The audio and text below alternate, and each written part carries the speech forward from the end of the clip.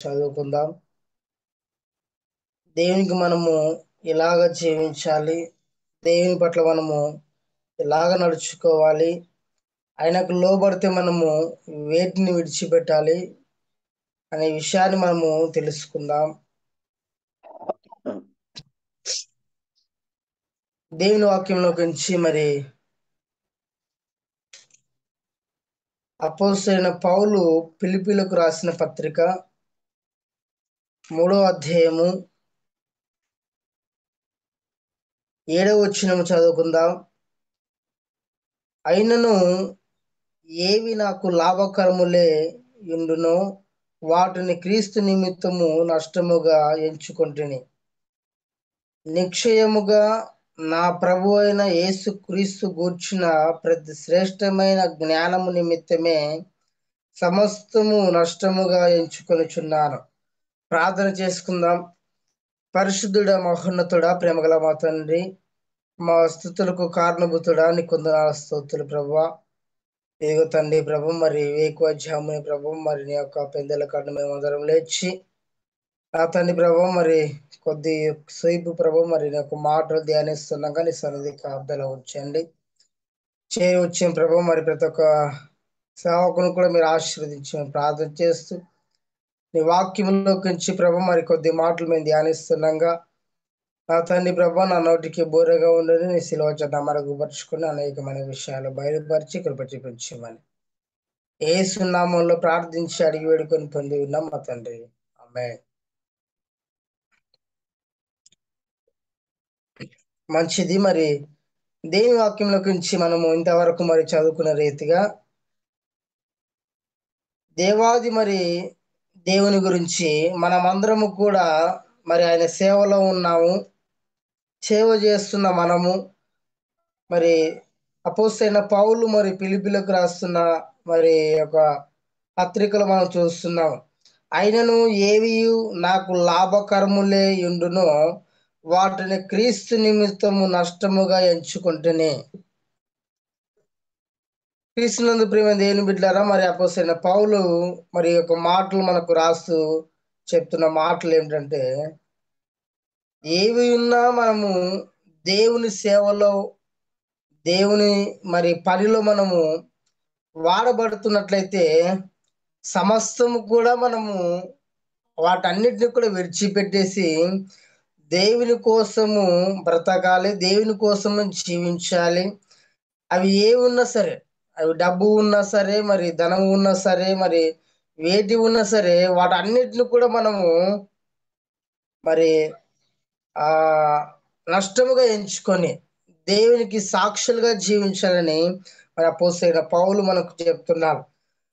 అంత మాత్రమే కాకుండా నిశ్చయముగా నా ప్రభు అయిన యేసు క్రీస్తు గూర్చిన ప్రతి శ్రేష్టమైన జ్ఞానము నిమిత్తమే, దేవుని జ్ఞానము నిమిత్తమే సమస్తము ఏవి లాభమో, ఏవి నష్టమో, ఏవి మంచివో అన్ని కూడా తెలుసుకొని కేవలము దేవుని జ్ఞానము పొందుకోవాలని నిమిత్తమే సమస్తము ఆయన నష్టముగా ఎంచుకొనుచున్నాడు.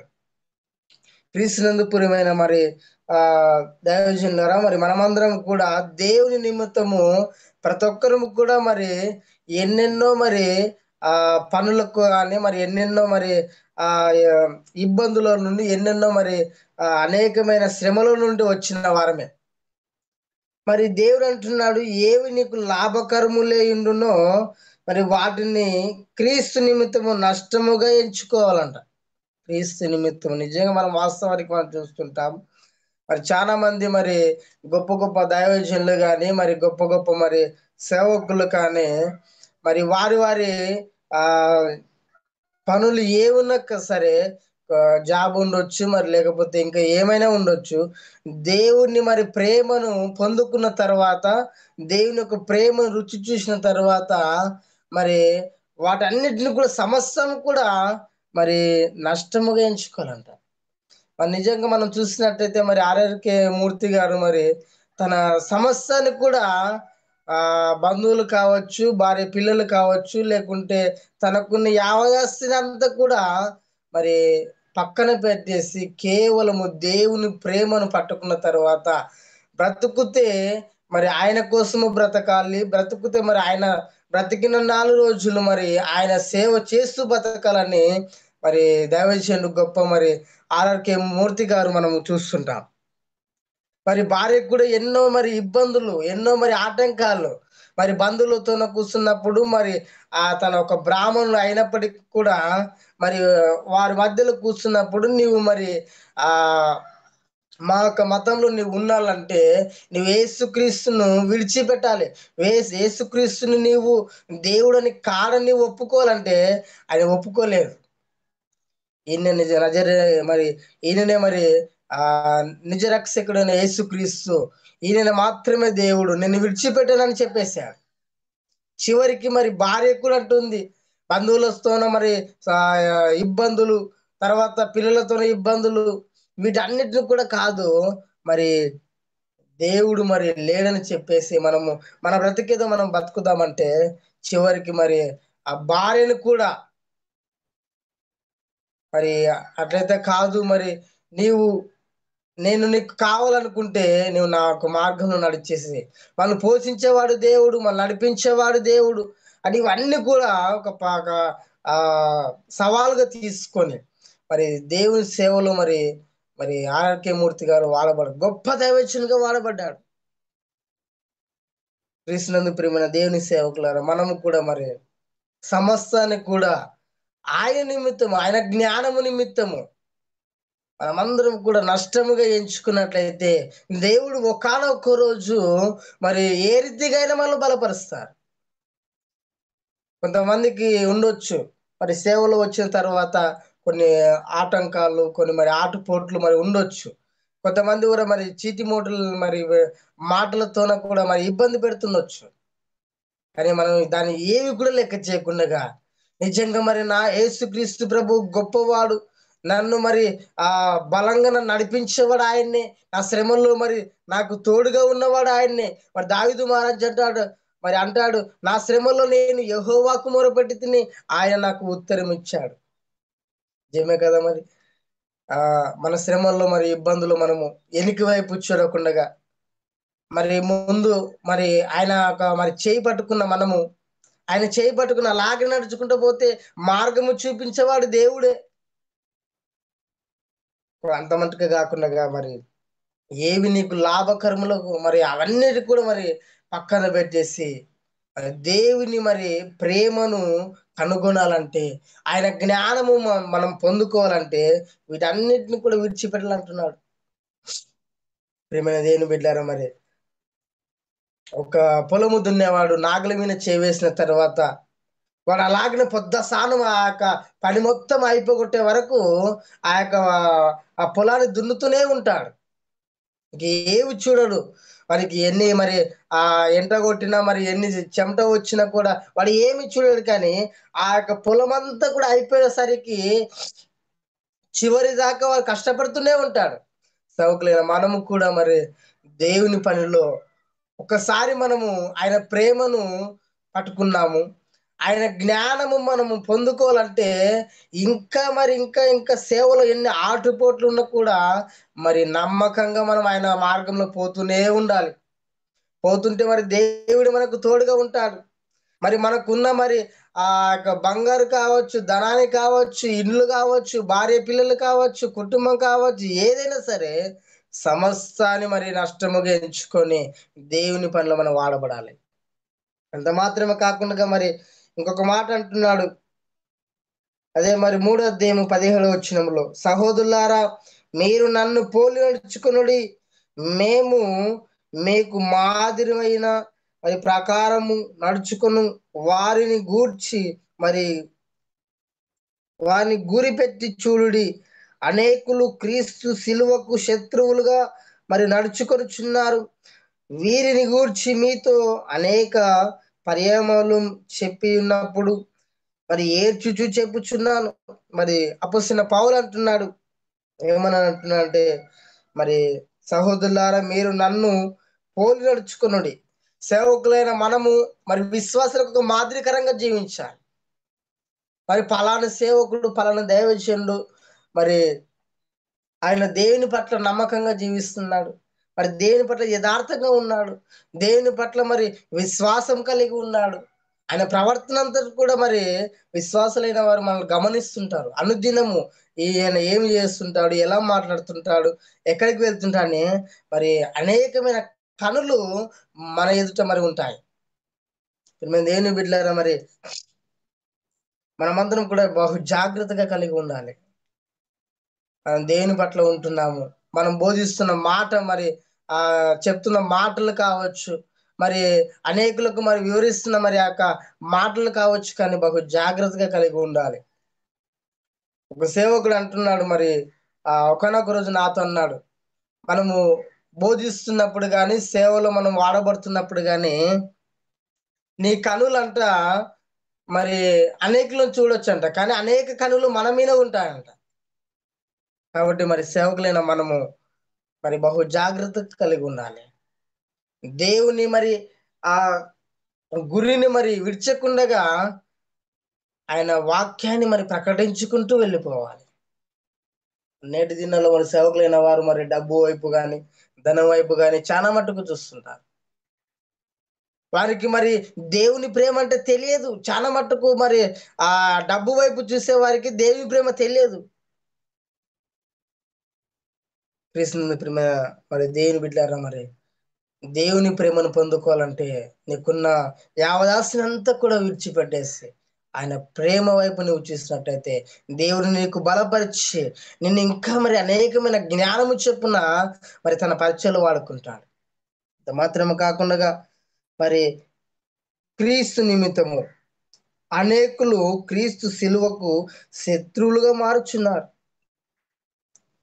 నిజమే, వాస్తవానికి మరి దేవుని ప్రేమను తెలుసుకుని మరి జీవించేవారు కూడా మరి అనేకులు కూడా మరి ఆయన ప్రేమకు మరి వ్యతిరేకంగా జీవిస్తున్నారు. వ్యతిరేకంగా మరి ఆ వారి వారి అలవాట్లు కానీ, వారి వారి మరి చేష్టలు కానీ ఆయనకు మరి అసహ్యం పుట్టించేటట్టుగా మరి వాళ్ళు మారుకుంటున్నారు. అంత మాత్రమే కాకుండా అపోస్తలుడైన పౌలు అంటున్నాడు, నేను వీరిని గూర్చి ఏడ్చుచున్నాను. నేటి దినాల్లో మరి సంఘంలో చూసినట్టయితే కూడా మరి సేవకులైన వారు చాలా మంది విశ్వాసుల కోసము కన్నీళ్లు కార్చి మరి అనేకమైన మరి శ్రమల్లో మరి అనేకమైన ఇబ్బందుల్లో మరి ఆ యొక్క సంఘ కాపరైనటువంటి మరి సేవకుడు మరి విశ్వాసాల గురించి కన్నీరు విడిచుచు మరి దేవుని ఎదుట విజ్ఞాపన చేస్తుంటాడు. మరి ఆ యొక్క విశ్వాసికు ఒక ఆత్మ కూడా మరి తప్పిపోకూడదని దేవుని మరి పాదాల ఎదుట కన్నీళ్లు కార్చి మరి నేటి దినాల్లో మనం అనేక మంది సేవకులు ఇలాగా జీవిస్తున్నారు. మరి మనం ఎన్ని చెప్పినా కూడా మరి దేవుని ప్రేమని చెప్పినా అట్టి వారు మరి పట్టించుకోరు. పట్టించుకున్నప్పటికీ మనము ఎక్కువ మరి చెప్పినా కూడా వారు వినరు. అలా ఒకటి చేయాల్సింది ఒకటే, ప్రార్థన ఒకటే తప్ప మనం ఏమి కూడా చేయలేము. మరి ఇంకొక మాట అంటున్నాడు 19వ వచనంలో, నాశనమే వారి అంతమంట. వినని వారికి నాశనమే అంతము. కాబట్టి మరి వారి కడిపే వారు దేవుడు అంటున్నాడు. వాస్తవానికి చూడండి మరి అదే వచ్చిందారా, వినని వానికంట వారికి ఇంకా వాడు అంతం కొని తెచ్చుకున్నాడని ఒక రుజువు అవుతుంది. ఇంకా వారికి కడిపే వాడు దేవుడు. మరి నేటి దినాల్లో మనం చూసినట్టయితే మరి అనేకులు కూడా మరి దేవుని వైపు చూడకుండా అనేకులు మనము ఈ లోకంలో మనం చూస్తున్నాము. డబ్బు, తర్వాత ఆస్తి, తర్వాత భార్య, పిల్లలు, మరి వాని పని వానికి ఇంకా అదే దేవుడు. చాలా మంది విశ్వాసులు కూడా మరి సంఘాలలో మరి ఆ దైవజనుడు మనం అందరం కూడా అమ్మ నువ్వు ఆదివారం రోజు తప్పకుండా చర్చికి రావాలి, ఆదివారం రోజు మరి తప్పకుండా నీకు ఎన్ని ఆటంకాలు ఇబ్బందులు ఉన్నా కూడా మరి దేవుని వైపు దేవుని సన్నిధిలోనే ఉండాలంటే విశ్వాసులైన వారు ఇవన్నీ విన్నారు. నేను చేస్తున్న మరి కొత్తపల్లి ప్రాంతంలో కూడా మరి అక్కడ చాలా మంది మరి ఒక 25 మంది 30 దాకా ఉంటారు. వాళ్ళకి ప్రతి వారం చెప్తాను, మరి నీకు ఎన్ని పనులు ఉన్నా ఎన్ని ఇబ్బందులు ఉన్నా కూడా మరి కంపల్సరీ ఆదివారం మాత్రం నీ పని అన్నిటి కూడా విడిచిపెట్టేసుకొని దేవుని ఆరాధించాలంటే వాళ్ళు ఒకటే అంటారు. ఏమంటారంటే, "సారు మరి ఇవన్నీ చేస్తే మరి మా కడుపు ఎట్ట నిండుతది?" వాళ్ళు మాట్లాడుకున్న మాటలు ఇవే. నేను అంటాను, "అయ్యా నిన్ను పోషించేవాడు దేవుడయ్యా. నీకు ఆరోగ్యం ఇచ్చి, ఆయుష్‌ని పొడిగించి, నిన్ను బలపరిచి, నడిపించే దేవుడే కదా!" అంటే, మస్తు చెప్తారు సార్ మీకేమి. మేము కష్టపడితే మాకొస్తాయి. లేకుంటే రావంటారు. అంటే కొంతమంది అవిశ్వాసులు కూడా ఉంటారు. ఈ వాక్యంతోని ఎంత బలపరిచినా వాళ్ళు వినరు. వస్తామంటారు, పక్కన మరి వరి చేనుంటది. అక్కడికెళ్ళి మరి నాట్లు తీసుకోమో, లేకుంటే మందు కొట్టుకోమంటారు. భార్యనంటే మరి భార్య చెప్తది, "అయ్యా! ఇప్పుడే అనుకోకుండాగా మరి చేను వాడు పిలిచిండు. మా భర్త వెళ్ళిపోయాడని." సంతోషం భార్య మరి భర్త రాకపోయినా భార్య వచ్చాడు కదా! అని సంతోషపడతాం. మనం ఏం చేయలేము. మన చేనులోకొచ్చి మరి గుంజుకొచ్చి కూర్చొనబెట్టి వాక్యం చెప్పలేం. అందుకోసం ఒక్కటే మనం చేయాల్సింది ప్రార్థన ఒకటే తప్ప మరి ఏమి కూడా లేదు. నేటి దినాల్లో మరి సేవకులైన వారు ఎందరో మరి ఇలాగ కష్టపడుతుంటారు. దేవుని కోసము తన కుటుంబానికి కూడా కాదనుకోని మరి సేవలో ఉన్నవారు అనేకులు ఉన్నారు. మొన్న దినాన మరి దైవజనుడైన మరి ఎస్‌బి జోసెఫయ్య గారని మరి 60 సంవత్సరాల మరి వివాహ వార్షికోత్సవాలు మేము అద్భుతంగా చూసాం. అంటే తన పరిచర్య తనకు ఆనాటి మరి ఇబ్బందులు ఉన్నా కూడా మరి 5 మందిని కుటుంబాన్ని పోషించుకొని మరి తన కుటుంబాన్ని కాకుండగా మరి తన అన్న పిల్లలను కూడా మరి సేవలు నడిపించడం అంటే ఇది చానా మరి ఆశ్చర్యం అనిపించింది. ఎందుకంటే నేటి దినాల్లో మరి ఆ కాలంలో మరి గంజి మెతుకులు తాగి మరి సేవ చేసిన వారున్నారు. ఒక పూటకి మరి ఆ కుటుంబానికి మరి పిల్లలకు గాని, తనకు గాని ఆహారం లేకుండా కూడా ఓర్చుకొని మరి పిల్లలకి ఏదో ఒక మాటలు సర్ది చెప్పి సేవలో మరి నేటి వరకు నమ్మకంగా ఉన్నవారు మరి మనం చూస్తున్నాం. మనం కూడా అలాంటి నమ్మకం కలిగి ఉండాలి. అలాంటి యథార్థత కలిగి ఉండాలి. అందుకోసం అంటాడు మరి బ్రతుకుట కీస్తే మరి చావైతే లాభం అంటాడు మరి అపోస్తలుడైన పౌలు. ఎంత మాట మరి చూడండి. ఈరోజు మనం అలాగా మనం చెప్తామా? సేవకులైన మనము అయ్యా బ్రతుకుట నాకు క్రీస్తే అది చావైతే నాకు లాభం అని చెప్తామా? నేటి దినాల్లో మరి సేవకులైన వారము మరి కొందరమే ఉంటాం. ఈ మాటలు చెప్పారు కొందరమే. చివరికి సమస్యొచ్చినప్పుడు మరి సేవకులకు కూడా ఈ మాటలు పక్కన పెట్టేస్తారు. ఇబ్బందొచ్చినప్పుడు దాన్ని మరి పక్కన పెట్టేసి, మనుషుల వైపు చూసి, మనుషుల మెప్పు కోసం మాట్లాడే సేవకులు ఎందరో ఉన్నారు. మరి దేని బిడ్డలారా మరి దేవుని సేవకులారా మనం ఒకటే దేవుని వైపు చూసినట్లయితే, దేవుని వైపు మనం తిరిగినట్లయితే, మరి దేవుడు అనేకమైన విషయాలు మనకు బయలుపరుస్తారు. అంత మాత్రమే కాకుండా మరి మరి ఫిలిప్పీయులకు రాసిన పత్రిక 2వ అధ్యాయము మరి 9వ వచనం యొక్క మాట చదువుకుందాం.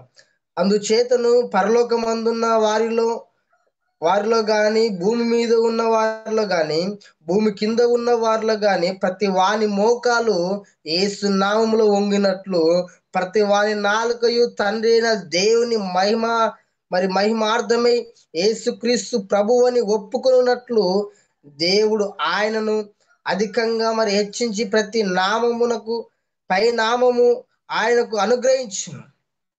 చూడండి మరి దేవుని సేవకులారా మరి ప్రతి మోకాలు కూడా, ప్రతి నాలుక కూడా మరి ఆయన ఎదుట మరి ఒప్పుకోవాలంట. ప్రతి మోకాళ్ళు మరి ఆయన ఎదుట వంగాలంట. ఈ భూమిలో ఉన్న మరి అనేకులు తర్వాత అంత మాత్రమే కాకుండా పరలోకము మందున్న వారిలో గాని, భూమి కింద ఉన్న వారిలో గాని, భూమి కింద ఉన్న వారిలో గాని ప్రతి వాని మోకాలు యేసు నామములో వంగాలంట. ఈరోజు ఎంత ధనికుడైనా, ఎంత ధనవంతుడైనా మరి చిన్న మందిరం ఉన్నప్పటికిని అక్కడ వచ్చేసి ఆయన ఎదుట మోకాలు వంగాల్సిందే. మరి ఇంకా మనం కొంతమంది మరి తెలియని వారికి మనం చెప్పినట్టయితే వారు వంగరు. కానీ మరి కొంతమంది దేవుని అనుభవము, దేవుని రుచి చూసిన వాడు ఆటోమేటిక్‌గా వాడు మోకాలు వంగేస్తాడు అంతే ఇంక. ఆ భయము, ఆ విధేయత, ఆ గుణ లక్షణాలు మనం చూసిన వారైతే ఆటోమేటిక్‌గా వాడు దేవుని సన్నిధిలో ఆ యొక్క బయట నుంచి లోపలికి రాంగానే తన మోకాలు వంగేస్తాడు. దేవుని బిడ్డలు మరి విశ్వాసులైన వారు మనము సేవలో మనం వాడబడుతున్నాం. మరి విశ్వాసులు అమ్మ మోకాళ్ళ మీద ప్రార్థనోళ్ళంటే ఎవరున్నారు? ఒకామె మా చర్చిలో మరి అమ్మ నువ్వు మోకాలు ఉంచాలంటే ఆమె సాష్టంగా మరి కాళ్ళు చాపుకొని ఆ రాంగ పండుకుంటది అంతే ఇంక. ఏం చెప్పనిక. ఆమె గురించి ప్రార్థన చేస్తాం అంతే. కాబట్టి మరి దేవుని కోసము నమ్మకంగా మరి ఏవి మనకు లాభకరమై ఉంటాయో అవన్నీ కూడా నష్టంగా ఎంచుకొని ఆయన జ్ఞానము నిమిత్తం ఆయన ప్రేమ నిమిత్తము మనము క్రీస్తు మరి సిలువ ఎత్తుకొని ముందుకు నడవాలంటే అనేకమైన మరి ఆటుపోట్లు ఉంటాయి కాబట్టి ఇవన్నిటిని కూడా మనకున్న డబ్బు కావచ్చు, ధనాన్ని కావచ్చు, భార్య పిల్లలు కావచ్చు, ఇవన్నీ కూడా మనము పక్కన పెట్టేసి మరి దేవుని కోసం యథార్థంగా జీవించినట్లయితే దేవుడు మన కుటుంబాన్ని, మన భార్య పిల్లలను, సమస్తాన్ని కూడా ఎవరైతే నీకు శత్రువుగా ఉన్నారో వాని ఎదుటిన దేవుడు నిన్ను లేపుతాడు. ఎవడైతే నీకు మరి అవమానకరంగా మాట్లాడుతున్నాడో వాని ఎదుట నిన్ను గనపరుస్తాడు. ఎవడైతే నిన్ను మరి దూషించాడో వాని ఎదుట నిన్ను నిలబెడతాడు. ఇంత గొప్ప దేవుడు మన దేవుడు. మరి ఆర్య మూర్తి గారు మరి అక్కడ ఉన్న వారందరూ కూడా మరి దూషించిన కూడా కట్టుబట్టలతో కూడా మరి దేవుని సేవలో మరి చనిపోయే వరకు నమ్మకంగా చేశారు. ఈరోజు మనము కూడా మరి కట్టుబట్టలతో మరి ఆయా గ్రామాల్లో మరి పని చేస్తున్న మనము మరి కొంత మరి ఆ కొంతమంది సేవకులకు మరి ఆర్థికంగా కూడా ఇబ్బంది ఉండొచ్చు. కానీ దేవుడు మనల్ని నడిపిస్తాడు. మరి ఎన్ని ఇబ్బందులున్నా కూడా నమ్మకంగా మరి దేవునిలో మరి దేవుని సన్నిధిలో మనం మొరుపెట్టినైతే మరి హృదయ అంతరంగాన్ని ఎరిగిన వాడు దేవుడు కాబట్టి సమస్తం ఆయన మనకి సహకారిగా ఉండి మనల్ని ముందుకు నడిపిస్తాడు. మరి ఎన్ని శ్రమలు వచ్చినా, ఇబ్బందులు వచ్చినా మరి విడిచిపెట్టకుండా ఆయన వైపు చూసినట్టయితే మరి దేవాది దేవుడు ఇంకా నిన్ను తన సేవలో వాడుకుంటాడని ఒక మాటలు మరి ఆ దృఢ సంకల్పంతో మనం విశ్వసించినట్లయితే దేవుడు మరి నిన్ను ఆనాడు మరి అనేకులు ఆశీర్వదించాడు. మరి ఈనాడు కూడా మనందరూ కూడా మరి తన పరీక్షలో వాడుకుంటున్న దేవాది దేవుడు మనకు కూడా, మన కుటుంబాలు, మన పిల్లలకు కూడా దేవుడు ఇంకా బహుగా ఆశీర్వదిస్తాడని నమ్మొచ్చు. దేవుడి కొద్ది మాట దీవించి ఆశ్రయించును గాక. సమయం